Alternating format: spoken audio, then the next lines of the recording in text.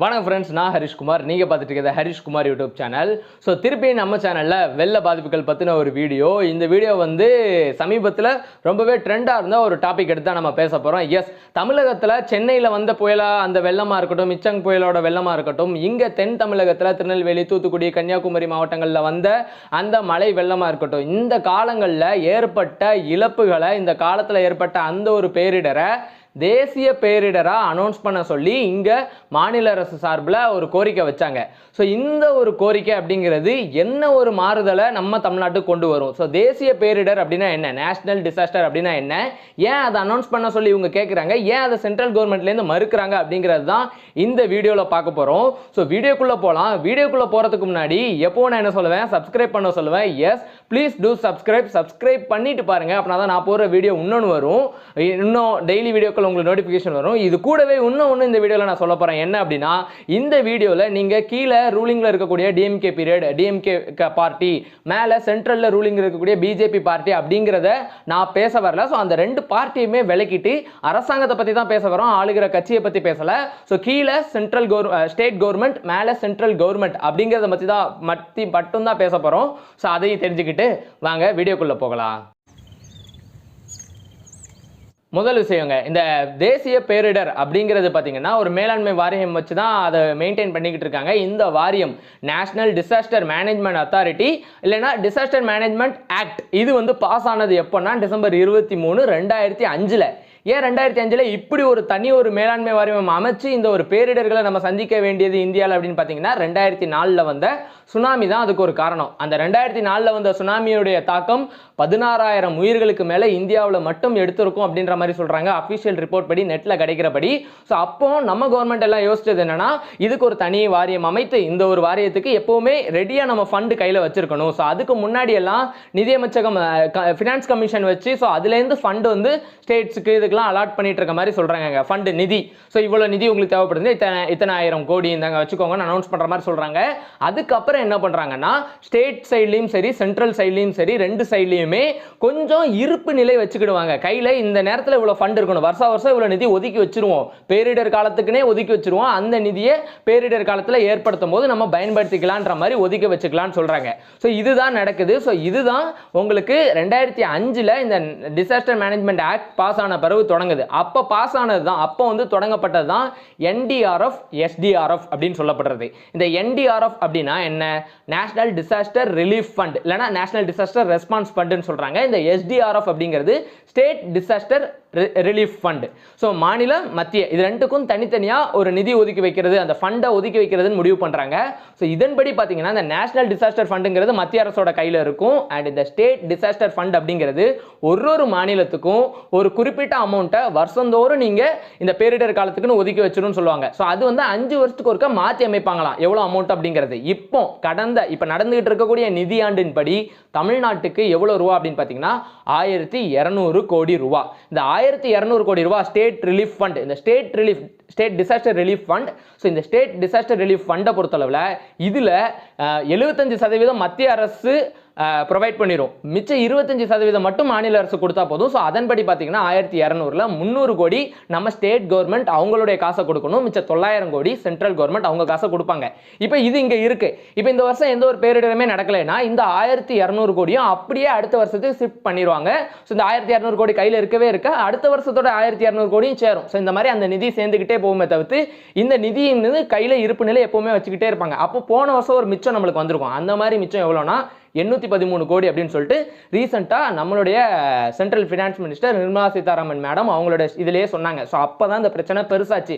என்னடா இது தேசிய பேரிடர்னு அனௌன்ஸ் பண்ணுங்க கேட்டுட்டு இருக்கோம், நீங்கள் பண்ண மாட்டேங்கன்னு சொல்லிட்டு. இப்போ எந்த நிலை, இந்த தேசிய பேரிடர் அப்படிங்கிற விஷயத்துக்கு வருவோம். ஸோ நேஷனல் டிசாஸ்டர், அந்த மேடம் நிர்மலா சீதாராமன் மேடம் என்ன சொன்னாங்கன்னா, யாருமே இது வரைக்கும் தேசிய பேரிடர்னு சொல்லி ஒன்று அனௌன்ஸ் பண்ணதே கிடையாது, அதுக்கான வார்த்தைக்கே இடம் கிடையாதுங்க, நம்ம வந்து நம்மளுடைய இந்தியன் கவர்மெண்ட்ல அப்படிலாம் ஒன்று அனௌன்ஸ் பண்ணவே மாட்டோம் அப்படின்னாங்க. சரி அப்படின்னு சொல்லிட்டு நான் கொஞ்சம் பின்னாடி தொடர்ந்து இந்த லிஸ்ட்லாம் எடுத்து பார்த்தோமோ, இதுக்கு முன்னாடி நடந்த பேரிழப்புகள்லாம் பார்க்கும்போது 2004 நடந்த ஒரு பெரிய சுனாமி, அந்த நேரத்தில் நம்ம கையில் ஆக்டே இல்லை. ஸோ அதுக்கடுத்து 2005 ஆக்ட் வருது. அதுக்கடுத்து என்னோட ஒரு விவரம் தெரிஞ்ச வயசில் நான் பார்க்கும்போது 2013 உத்தராகண்டில் ஒரு பெரிய வெள்ளம் வந்துச்சு. அந்த வெள்ளத்தில் பார்த்தீங்கன்னா 6000 மக்கள் உயிர்களை இழந்தாங்க அப்படின்னு சொல்லி போட்டிருக்காங்க. அந்த ஒரு வெள்ளம் கூட தேசிய பேரிடரா அனௌன்ஸ் பண்ணப்படலை. ஆனால் யோசிச்சு பாருங்க 2013 இந்த வெள்ளம் வரும் சமயத்தில் மேலே சென்ட்ரலில் ரூலிங் பார்ட்டியாக இருந்தது வேற பார்ட்டி, இப்போ இருக்கிற பார்ட்டி கிடையாது. ஆனால் இப்போ இருக்கிற பார்ட்டி இருக்காங்க இல்லையா, ஸோ இவங்க அந்த நேரத்தில் அவங்கள இது ஒரு ஸ்டேட் டிசாஸ்டர், இது நேஷனல் டிசாஸ்டராக அனௌன்ஸ் பண்ணுங்கன்னு சொல்லி கோரிக்கை வச்சிருந்துருக்காங்க. ஸோ புரியுதா? ஸோ இது அவங்க என்ன சொல்கிறாங்கன்னா, சென்ட்ரல் கவர்மெண்ட் அந்த மினிஸ்ட்ரி அனௌன்ஸ் பண்ண மாதிரி தான். இல்லை நீங்கள் நடப்பிலே எடுத்துக்கிட்டீங்கனாலும் இந்த தேசிய பேரிடர் அப்படிங்கிறது வந்து முழுக்க முழுக்க அரசியல்வாதிகளுக்குள்ள, ஸோ மொத்தமாக ஒரு அரசியலுக்காக பயன்படுத்தக்கூடிய ஒரு வார்த்தையாக தான் இருக்குது. அப்படி தேசிய பேரிடராக அனௌன்ஸ் பண்ணுறதுனால என்னென்ன பெனிஃபிட்ஸ் இருக்குது, ஸோ அனௌன்ஸ் பண்ணுறதுக்கு என்னென்ன இது இருக்குது, க்ரைட்டீரியா இருக்குது அப்படின்ற மாதிரி எந்த ஒரு க்ரைட்டீரியாவும் கிடையாது. அதாவது இது நடந்தால் இது தேசிய பேரிடராக அனௌன்ஸ் பண்ணலாம் அப்படின்னு சொல்லிட்டு எந்த ஒரு விஷயமே கிடையாது. அதுக்கு முன்னாடி ஒரு வார்த்தை வச்சுருக்காங்க, சிவியர் கிளாமிட்டி அப்படின்னு சொல்லிட்டு. ஒரு மிக கொடுமையான ஒரு சீரியஸான ஒரு விஷயம், அந்த மாதிரியான ஒரு இது வச்சிருக்காங்க. இப்போ தேசிய பேரிடர்னு அனௌன்ஸ் பண்ணால் இன்னென்ன நடக்கும்ன்றதுக்கு நம்மள்ட்ட எந்த ஒரு சான்றுமே கிடையாது. ஏதாவது ஒரு ஃப்ளட்டை வந்து ஏதாவது ஒரு அழிவை அனௌன்ஸ் பண்ணியிருந்தாங்கன்னா நம்மளுக்கு தெரியும். ஸோ சில விஷயங்கள் நெட்டில் நான் பார்த்தது என்னன்னா, ஒன்று இந்த NDRF, இந்த நேஷனல் டிசாஸ்டர் ரிலீஃப் ஃபண்ட் இருக்கு இல்லையா, ஸோ அந்த மாதிரியான ஃபண்ட்ஸ் எல்லாம் 100% சென்ட்ரல் கவர்மெண்ட்டே எடுத்துக்கிடுவாங்களாம். ஸோ அது ஒரு பெரிய ப்ளஸ். இன்னொன்று நிதி அதிகமாக கிடைக்கும்னு எல்லாரும் சொல்கிற மாதிரி அந்த நேஷனல் டிசாஸ்டர் ஃபண்ட்லேருந்து கொஞ்சம் அதிகமாக நிதி ஒதுக்கி இதெல்லாம் பண்ணுவாங்க. இன்னொரு முக்கியமான விஷயம் நம்ம தெரிஞ்சுக்கிட வேண்டியது என்னன்னா, இந்த SDRF அண்ட் NDRF இந்த ரெண்டு ஃபண்டையுமே உங்களுக்கு எந்த ஒரு விதத்திலையும் மறுசீரமைப்புக்கு பயன்படுத்த மாட்டாங்க. மறுசீரமைப்புனா என்ன? இப்போ ஒரு இடத்துல ரோடு உடஞ்சிருச்சு, பாலம் உடஞ்சிருச்சு, பில்டிங்ஸ் எல்லாரும் இழக்கிறாங்க, மின்சாரத்துறையில் அவ்வளோ போஸ்ட் கம்பங்கள் விழுது, இந்த ஃபண்டை கொண்டு போயிட்டு மின்சாரத்துறைக்கு வந்து கொடுத்து அந்த கம்பங்கள் தான் சரி பண்ணுங்க சொல்ல மாட்டாங்க. போக்குவரத்து துறைக்கோ சாலை துறைக்கோ கொடுத்து அந்த சாலையெல்லாம் ரெடி பண்ணுங்கன்னு கொடுக்க மாட்டாங்க. இந்த ஃபண்ட் முழுக்க முழுக்க எதுக்காக மட்டும் பயன்படும் அப்படின்னா, முழுக்க முழுக்க அந்த பேரிடர் நேரத்தில் பயன்படுத்தக்கூடிய மீட்பு பணிக்காக மட்டும் பயன்படுத்தக்கூடியது மட்டும்தான் இந்த ரெண்டு ஃபண்டுமே. ஸோ அந்த ஃபண்டு வந்து எக்ஸ்ட்ராவாக எதுக்குமே யூஸ் பண்ணக்கூடாது.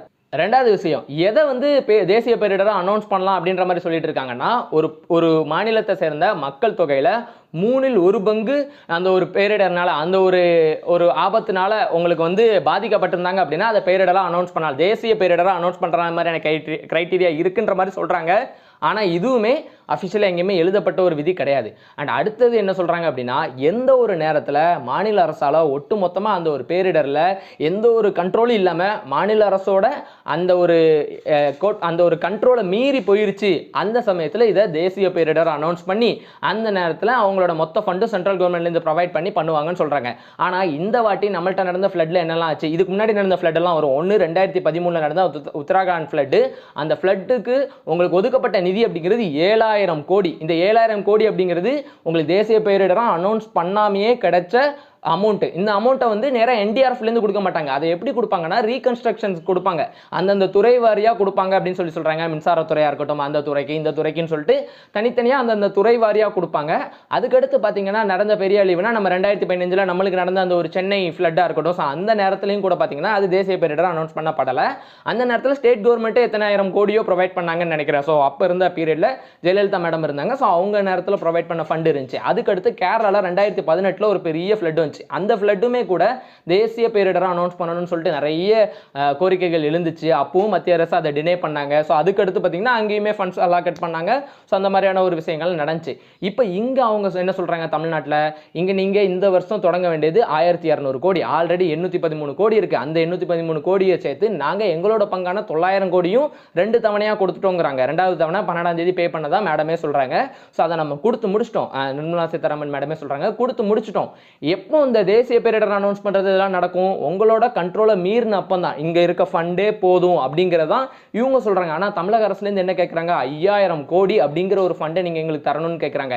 இதை எப்ப தருவாங்க? இப்ப இந்த ஃபண்டுங்கிறது உங்களுக்கு வந்து அதாவது டிசாஸ்டர் ரிலீஃப் ஃபண்டா தர மாட்டாங்க, இந்த துறை வாரியா தரதுக்கான வாய்ப்புகள் இருக்கு. எப்ப தருவாங்கன்னா, இந்த மேலேருந்து வந்து இங்க வந்து இது பண்ணிட்டு போறாங்கல்ல, ஸோ ஆய்வு நடத்திட்டு போறாங்கல்ல. சென்னை ஃப்ளட்டுக்கு வந்து ராஜ்நாத் சிங் சார் வந்தாங்க. அண்ட் அடுத்து இப்போ தூத்துக்குடி ஃப்ளட், இந்த தென் மாவட்ட ஃப்ளட்டுக்கு வந்து நேற்றுக்கு நினைக்கிறேன் 26ஆம் தேதி வந்து நிர்மலா சீதாராமன் மேடம் வந்து நேரில் பார்த்துட்டு போனாங்க. இவங்க இந்த நேரில் பார்த்துட்டு போகிட்டு இவங்க சொல்ற பாதிப்புகள்லாம் ஓகேயா, ஸோ இது ரெண்டையும் ஒப்பிட்டு பார்த்து ஓகே, அதாவது நம்ம பேரிடருக்கு கொடுக்கப்பட்ட நிதிங்கிற தனி, இது போக இழப்புக்கான ஒரு நிதியாக ஒன்று தருவாங்க அப்படின்ற மாதிரி தான் எதிர்பார்க்கப்படுது. ஸோ அந்த ஒரு நிதி தான் இதுக்கு தனியாக ப்ரொவைட் பண்ணுற ஒரு நிதி. டோட்டலாக இவ்வளோ ஃபண்டு தரோம் சென்ட்ரல் கவர்மெண்ட்லேருந்து. ஸோ அந்த ஃபண்டை வச்சு ரீகன்ஸ்ட்ரக்ஷன் அந்த வேலையெல்லாம் தொடங்கும். இது துறை வாரியாக அவங்க தொடங்குறதா. இப்போ தமிழக அரசு ஒதுக்குவாங்க, மின்சாரத்துறையில் இவ்வளோ இழப்பா மின்சாரத்துறைக்கு தமிழக அரசு ஒதுக்குவாங்க. ஸோ அந்த மாதிரிலாம் நடக்குங்க. ஸோ இந்த ஃபண்டுங்கிறது கன்ஃபார்ம் தருவாங்களா அப்படிங்கிறதுலாம் எனக்கு தெரியல.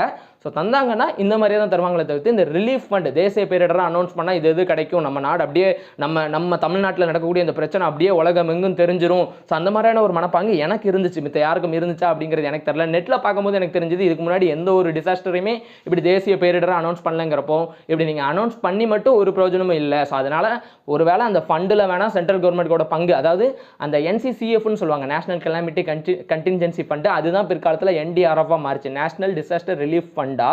ஸோ அதில் சென்ட்ரல் கவர்மெண்ட்டோட ஃபண்டு அதிகமாக இருக்கும். 100% அவங்களே கொடுக்க முடியல, ஸ்டேட் கவர்மெண்ட்டுக்கு காசு கம்மியாக செலவாகும். ஸோ அதுதான் மேட்ரு. ஸோ அதுதான் மொத்தமாக இந்த தேசிய பேரிடர் நம்ம எல்லாம் பேசிக்கிறது. இதுக்கு முன்னாடியே எந்த ஒரு ஃப்ளட்டையும் அனௌன்ஸ் பண்ணாதவங்க இதுக்கப்புறமும் எந்த ஃப்ளட்டையும் அனௌன்ஸ் பண்ணுவாங்களா அப்படிங்கிறது தெரியல. பண்ணாதான் நம்மளுக்கு தேசிய பேரிடர் அனௌன்ஸ் பண்ணால் இதெல்லாம் கிடைக்கும் அப்படிங்கிறது நம்மளுக்கு தெரிய வரும். இந்த கவர்மெண்ட் அந்த கவர்மெண்ட் எல்லாம் இல்லை, இதுக்கு முன்னாடி சென்ட்ரல் ஸ்டேட், இந்த சென்ட்ரல் ஸ்டேட்டில் நடந்த விஷயங்கள் இது மட்டும்தான். இவங்க ரூலிங்கில் இல்லாதப்பவும் சரி, ரூலிங்கில் இருக்கிறப்பவும் சரி, இதுதான் நடந்திருக்கு. இது உங்ககிட்ட ஷேர் பண்ணணும்னு நினச்சேன் நான் பார்த்த உடனே. ஸோ இது பிடிச்சிருந்துச்சு அப்படின்னா இந்த வீடியோக்கு ஒரு லைக் கொடுங்க. மறக்காம நம்ம சேனலை சப்ஸ்கிரைப் பண்ணி உங்கள் ஃப்ரெண்ட்ஸுக்கு ஷேர் பண்ணுங்கள். நான் ஏன் இந்த வீடியோ போகணும்னு நினச்சேன்னா, நம்மளோட வெள்ள பாதிப்பு வீடியோக்குள்ளேயும் கீழே வந்து நிறைய பேர் தேசிய பேரிடர் அனௌன்ஸ் பண்ணல அப்படின்னு சொல்லி கேட்டிருந்தாங்க. அப்போ எனக்கு தோணுச்சு, அப்படி அனௌன்ஸ் பண்ணால் என்ன தான் நடக்கும், ஸோ அதை நம்ம பார்க்கணுமே அப்படிங்கிறதுக்காக தான். ஸோ திருப்பியும் இன்னொரு வாட்டி சொல்லிக்கிறேன். ஸோ அந்த பார்ட்டி இந்த பார்ட்டிக்காக இந்த வீடியோ கிடையாது, சென்ட்ரல் அண்ட் ஸ்டேட் கவர்மெண்ட்டுக்குள்ளான ஒரு விஷயம் மட்டும் தான் நான் ஷேர் பண்ணியிருக்கிறது. வேற ஒரு வீடியோவில் வந்து சந்திக்கிறேன். Thanks so much. டாடா, பாய்.